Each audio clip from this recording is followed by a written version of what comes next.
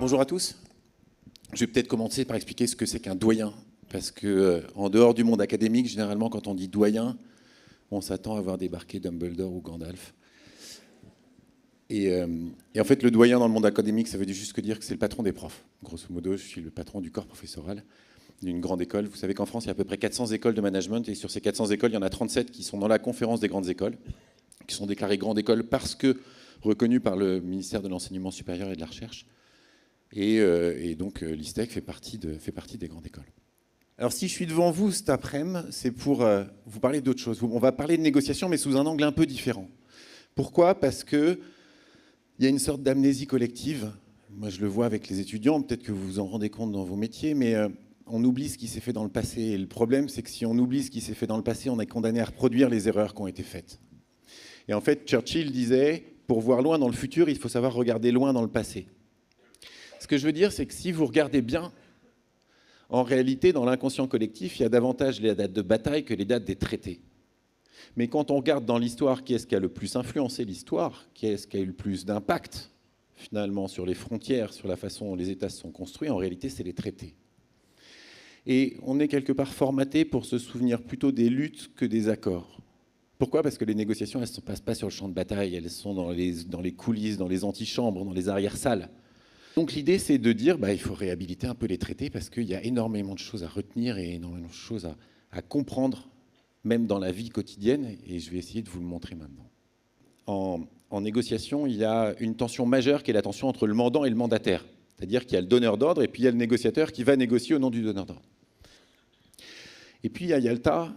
Je ne vais pas vous raconter toute la conférence parce que je n'ai pas beaucoup de temps, mais il y a une blague sur Yalta. C'est une blague diplomatique, je ne sais pas si ça va vous faire rire. Et la blague, elle est belle pour deux raisons. D'abord, elle résume parfaitement ce qui s'est passé à Yalta. Et deuxièmement, on ne sait pas si elle est vraie. Et la blague est la suivante. On est au deuxième, troisième jour de la conférence. Juste pour vous resituer, c'est du 4 au 11 février 1945, Yalta. Et on est au deuxième, troisième jour de la conférence. Et ce qui va complètement plomber la conférence, qui va être le sujet central, c'est l'histoire de la Pologne. Parce que vous savez que les Russes s'étaient fait avoir en 17 à Brest-Litovsk, donc ils voulaient récupérer les territoires qu'ils avaient été obligés de céder. Et donc la situation est tendue. Et à un moment, Churchill veut détendre l'atmosphère. Et donc il regarde les deux autres, il leur dit « Hey, vous savez quoi ? Cette nuit, j'ai fait un rêve. J'ai rêvé que Dieu me nommait Premier ministre de tout le continent européen. » Staline regarde poliment, Roosevelt commence à rigoler, comprend le jeu de l'anglais, décide de rentrer dans le jeu de l'anglais. Et l'Américain, à son tour, dit « Alors c'est vraiment étonnant, c'est peut-être le climat, je ne sais pas, mais moi aussi, cette nuit, j'ai fait un rêve. J'ai rêvé que Dieu me nommait président de tout le continent américain. » Et donc Churchill rigole, les deux, et puis Staline, il dit rien, il les regarde comme ça. Puis au bout de 10 secondes, il leur dit « Alors, vous savez, c'est vraiment, vraiment étonnant, parce que moi aussi, j'ai fait un rêve cette nuit. J'ai rêvé que je ne validais pas vos nominations. » Et là, il éclate de rire. Silence de mort dans la salle, je vous laisse imaginer.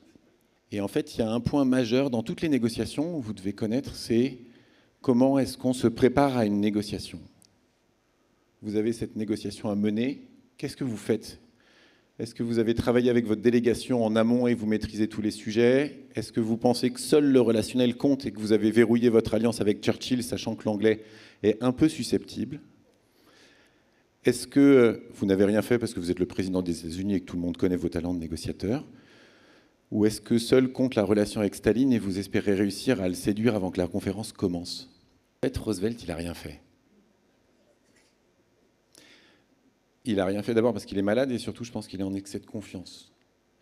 Pendant la traversée, et c'est ses biographes qui le disent, j'invente rien, pendant la traversée, qu'est-ce qu'il a fait ? Il a passé son temps dans sa cabine. Et donc forcément, une négociation, quand on ne la prépare pas, on la plante. Alors la question, c'est comment est-ce qu'on prépare une négociation ? La préparation, c'est le point central. Comment préparer une négociation ?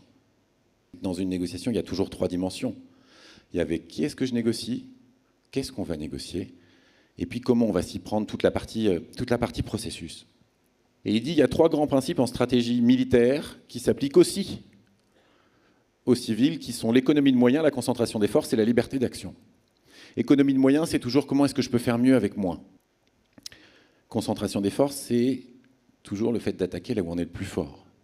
Et puis, liberté d'action, c'est que votre liberté d'agir, que ce soit dans le militaire ou dans la vie civile, votre liberté d'agir, elle est toujours entravée par un certain nombre de contraintes. il y a des rapports de force. Dans toutes les négociations que vous avez à mener, il y a des rapports de force. Je ne vais pas vous apprendre l'adage qui dit qu'en négociation, celui qui a le pouvoir, c'est celui qui a le stylo. Ce qui m'intéresse sur Simone Veil, c'est que là, on est sur une négociation complexe. Il y a énormément de parties prenantes.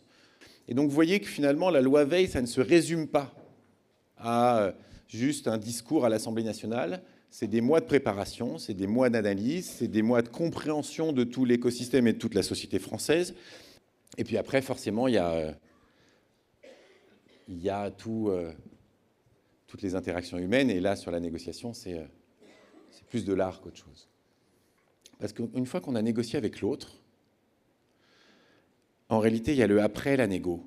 Et il y a le qu'est-ce qu'on fait après. Sur l'histoire, j'espère que ça vous a apporté des choses. J'espère que ça a fait des liens avec ce que vous vivez dans votre quotidien. J'espère que ça vous a sorti de votre quotidien. J'espère que ça vous a donné envie de relire de l'histoire. Je vous remercie de m'avoir écouté. Je vous souhaite une excellente fin de congrès.